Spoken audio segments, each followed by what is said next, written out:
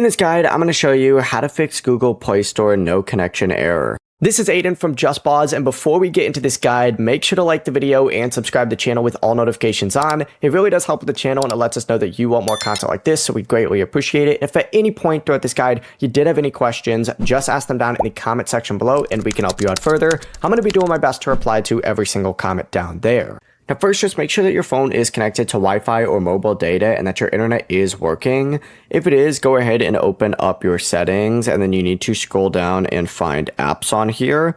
Select apps and then go ahead and just search for Google Services. Select Google Play Services. And you need to tap force stop down in the bottom right and then confirm.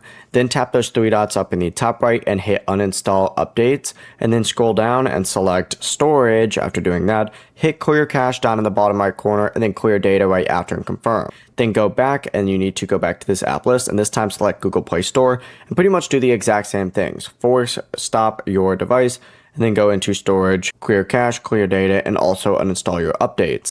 Then restart your phone, and once your phone turns back on, open up the Play Store and the connection error will now be fixed. Before you do leave, make sure to like the video and subscribe to the channel with all notifications on. It really does help with the channel, and it lets us know that you want more content like this. We'd greatly appreciate it. And if at any point throughout this guide you did have any questions, just ask them down in the comment section below and we can help you out further. I'm going to be doing my best to reply to every single comment down there. Peace.